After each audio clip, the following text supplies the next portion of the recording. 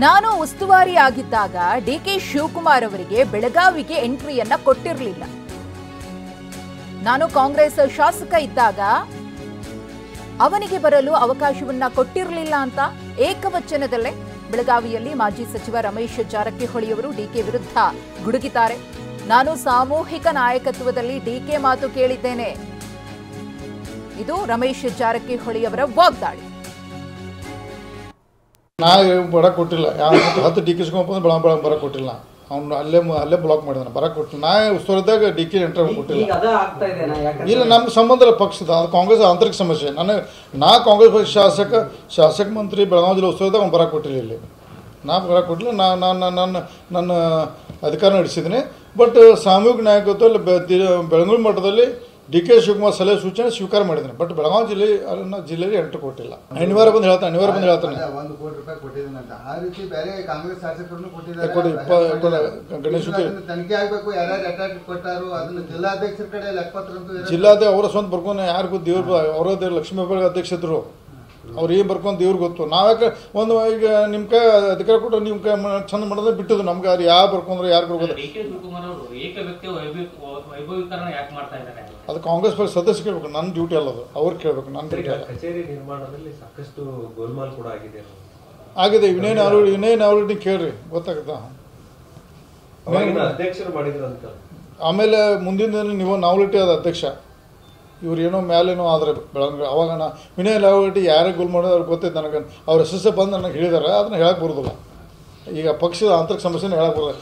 ವಿನಯ್ ನಾವಲಿಟಿ ಕೇಳಿ ಅವ್ರು ಎಷ್ಟು ಇಸ್ಕೊಂಡಾರ, ಖರ್ಚು ಹಾಕಿದ್ದು ಹೊಳ್ಳಿ ಎಷ್ಟು ಇಸ್ಕೊಂಡಾರ, ಯಾವ ಗಾಡಿ ತೊಗೊಂಡಾರ ರೊಕ್ಕಾಗಲಿ ಅಲ್ಲಿ ಅವರು ವಿನಯ್ ನಾವಲಿಟಿ ಕೇಳಿ ನಂಗೆ ಗೊತ್ತೈತೆ.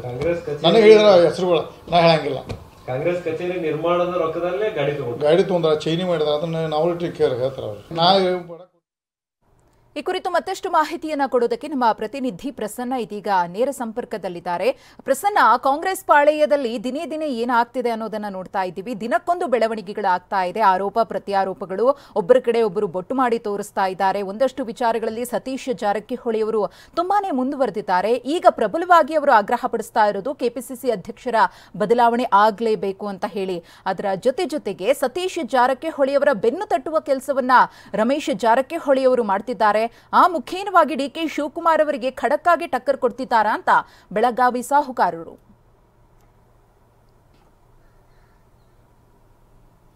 ಹೌದು ಮಧುಶ್ರೀ, ಇಷ್ಟು ದಿನಗಳ ಕಾಲ ಅಹಿಂದ ನಾಯಕರು ಎಲ್ಲಿಯೂ ಕೂಡ ಪ್ರತ್ಯೇಕವಂತ ಸಭೆ ಸೇರಿದಂತಹ ಸಂದರ್ಭದಲ್ಲಿ, ಡಿನ್ನರ್ ಮೀಟಿಂಗ್ ಆದಂತಹ ಸಂದರ್ಭದಲ್ಲಿ ಸ್ಪಷ್ಟವಾಗಿ ತಮ್ಮ ಬೇಡಿಕೆ ಏನು ಅನ್ನುವಂಥದ್ದನ್ನ ಇಲ್ಲಿವರೆಗೆ ಹೇಳಿರಲಿಲ್ಲ.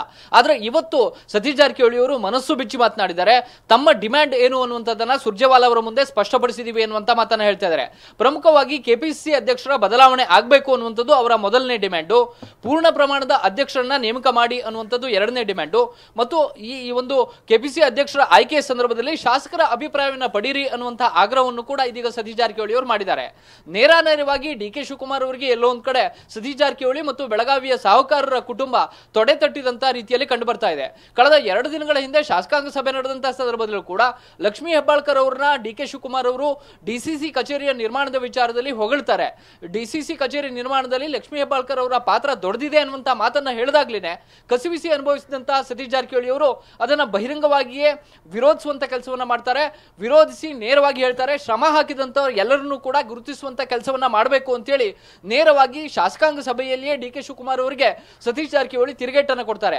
ಅದಾದ ಬಳಿಕ ಮತ್ತೆ ಸುರ್ಜೇವಾಲಾ ಅವರನ್ನ ಅದೇ ರಾತ್ರಿ 11:30 ಸುಮಾರಿಗೆ ಭೇಟಿ ಮಾಡಿ ತಮ್ಮ ಅಹವಾಲನ್ನ ಸಲ್ಲಿಸಿದ್ದಾರೆ.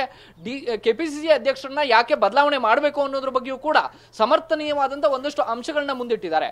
2023ರಲ್ಲಿ ಕೆ.ಸಿ. ವೇಣುಗೋಪಾಲ್ ಅವರು ಸರ್ಕಾರ ರಚನೆ ಆಗುವಂತಹ ಸಂದರ್ಭದಲ್ಲಿ ಒಂದು ನೋಟನ್ನು ಹೊರಡಿಸಿದ್ರು. ಆ ನೋಟಲ್ಲಿ ಅತ್ಯಂತ ಸ್ಪಷ್ಟವಾಗಿತ್ತು, ಮುಖ್ಯಮಂತ್ರಿಗಳು ಸಿದ್ದರಾಮಯ್ಯ, ಉಪಮುಖ್ಯಮಂತ್ರಿಗಳು ಡಿ ಕೆ ಶಿವಕುಮಾರ್ ಹಾಗೂ ಪಾರ್ಲಿಮೆಂಟ್ ಚುನಾವಣೆಯ ತನಕ ಮಾತ್ರ ಕೆಪಿಸಿಸಿ ಅಧ್ಯಕ್ಷರಾಗಿ ಡಿ ಕೆ ಶಿವಕುಮಾರ್ ಮುಂದುವರಿತಾರೆ ಅನ್ನುವಂತ ಅಂಶವನ್ನ ಅಲ್ಲಿ ಕೆ.ಸಿ. ವೇಣುಗೋಪಾಲ್ ಪ್ರಸ್ತಾಪ ಮಾಡಿದ್ರು. ಅದೇ ಅಂಶವನ್ನ ಇದೀಗ ಮುಂದೆ ಇಟ್ಕೊಂಡು ಅದನ್ನ ದಾಖಲೆಯ ರೂಪದಲ್ಲಿ ಇಟ್ಕೊಂಡು ಮಾತನಾಡ್ತಾ ಇರುವಂತಹ ಸತೀಶ್ ಜಾರಕಿಹೊಳಿ ಮತ್ತು ಉಳಿದಂತ ಅಹಿಂದ ನಾಯಕರು ಪಾರ್ಲಿಮೆಂಟ್ ಚುನಾವಣೆ ಮುಗಿದು 6 ತಿಂಗಳು ಕಳೀತಾ ಬಂದಿದೆ. ಈ ಕಾರಣಕ್ಕೋಸ್ಕರ ಇದು ನಮಗೆ ಪೂರ್ಣ ಪ್ರಮಾಣದ ಕೆಪಿಸಿಸಿ ಅಧ್ಯಕ್ಷರನ್ನ ಹೈಕಮಾಂಡ್ ನೇಮಕ ಮಾಡಬೇಕು ಅನ್ನುವಂತ ಮಾತನ್ನ ಹೇಳ್ತಾ ಇದ್ದಾರೆ. ಮತ್ತು ಕೆಪಿಸಿಸಿ ಅಧ್ಯಕ್ಷರಾಗಿ ಡಿ ಕೆ ಶಿವಕುಮಾರ್ ಅವರೇ ಮುಂದುವರಿತಾರೆ ಅನ್ನೋ ಹಾಗಿದ್ರೆ ಅದನ್ನು ಕೂಡ ಹೈಕಮಾಂಡ್ ಸ್ಪಷ್ಟಪಡಿಸಬೇಕು. ಇಲ್ಲದೆ ಹೋದ್ರೆ ಅನಗತ್ಯವಾದಂತಹ ಗೊಂದಲಗಳು ಕ್ರಿಯೇಟ್ ಆಗ್ತಾ ಇದಾವೆ. ಹೋದಲ್ಲಿ ಬಂದಲ್ಲಿ ನಮಗೆ ಇದೇ ಪ್ರಶ್ನೆ ಎದುರಾಗ್ತಾ ಇದೆ. ಕಾರ್ಯಕರ್ತರು ಕೂಡ ಇದೇ ಪ್ರಶ್ನೆಯನ್ನ ಎತ್ತುತ್ತಾ ಇದ್ದಾರೆ. ಯಾರು ಅಧ್ಯಕ್ಷರ ಅಧ್ಯಕ್ಷರಾಗಿರ್ತಾರೆ ಅನ್ನುವಂತ ಪ್ರಶ್ನೆ ಬಂದಾಗ ನಮಗೆ ಆ ಒಂದು ಕ್ಲಾರಿಟಿ ಸಿಗ್ತಾ ಇಲ್ಲ. ಈ ಎಲ್ಲ ಗೊಂದಲಗಳಿಗೂ ಕೂಡ ಇತಿಶ್ರೀ ಆಡುವಂತ ಕೆಲಸವನ್ನ ಹೈಕಮಾಂಡ್ ನಾಯಕರು ಮಾಡಬೇಕು ಅಂತ ಹೇಳಿ ಸತೀಶ್ ಜಾರಕಿಹೊಳಿ ಅವರು ಆಗ್ರಹಿಸಿದ್ದಾರೆ. ಇದರ ಜೊತೆಗೆ ಇದು ರಾಜ್ಯ ರಾಜಕಾರಣದಲ್ಲಿ ಸತೀಶ್ ಜಾರಕಿಹೊಳಿ ಮತ್ತು ಡಿ ಕೆ ಶಿವಕುಮಾರ್ ಅವರ ನಡುವಿನ ಟಗ್ ಆಫ್ ವಾರ್ ರೀತಿಯಲ್ಲಿ ಕಂಡು ಬರ್ತಾ ಇದ್ರೆ, ಬೆಳಗಾವಿಯ ರಾಜಕಾರಣ ಕೂಡ ಅಷ್ಟೇ ಟಗ್ ಆಫ್ ವಾರ್ ರೀತಿಯಲ್ಲೇ ಇದೆ. ಸತೀಶ್ ಜಾರಕಿಹೊಳಿ ಅವರಿಗೆ ಬೆಳಗಾವಿಯ ಮಹಾ ಅಧಿವೇಶನದ ಸಂದರ್ಭದಲ್ಲಿ ಡಿ ಕೆ ಶಿವಕುಮಾರ್ ಅವರು ಅಲ್ಲಿ ಎಂಟರ್ ಆಗಿದ್ದು, ಅಲ್ಲಿಯ ರಾಜಕಾರಣದಲ್ಲಿ ಡಿ ಕೆ ಶಿವಕುಮಾರ್ ಅವರ ಹಸ್ತಕ್ಷೇಪದ ಬಗ್ಗೆಯೂ ಕೂಡ ಹಲವಾರು ತಿಂಗಳುಗಳಿಂದ ಸತೀಶ್ ಜಾರಕಿಹೊಳಿ ವಿರೋಧ ವ್ಯಕ್ತಪಡಿಸಿಕೊಂಡೇ ಬಂದಿದ್ದಾರೆ. ಲಕ್ಷ್ಮೀ ಹೆಬ್ಬಾಳ್ಕರ್ ಸಚಿವೆ ಆದ ದಿನದಿಂದಲೂ ಕೂಡ ಈ ರೀತಿಯ ಸಮರಗಳು ಬಹಿರಂಗವಾಗಿ ನಡೀತಾ ಇದ್ದಾವೆ. ಅಲ್ಲಿಯ ಅಧಿಕಾರಿಗಳ ನೇಮಕಾತಿಯ ವಿಚಾರ ಇರಬಹುದು, ಬೇರೆ ಬೇರೆ ಸಂದರ್ಭದಲ್ಲೂ ಕೂಡ ನೇರವಾಗಿ ಸಾಹುಕಾರರ ಕುಟುಂಬ ಡಿ ಕೆ ಶಿವಕುಮಾರ್ ಅವರಿಗೆ ಎದೆ ಕೊಟ್ಟು ನಿಂತು ಒಂದಷ್ಟು ರಾಜಕಾರಣವನ್ನ ಮಾಡ್ತಾ ಇದೆ. ಅದರ ಮುಂದುವರೆದ ಭಾಗದ ರೀತಿಯಲ್ಲಿ ಇದು ಕಂಡು ಬರ್ತಾ ಇದೆ. ಮಧುಶ್ರೀ, ಧನ್ಯವಾದ ಪ್ರಸನ್ನ ತಮ್ಮ ಮಾಹಿತಿಗಾಗಿ.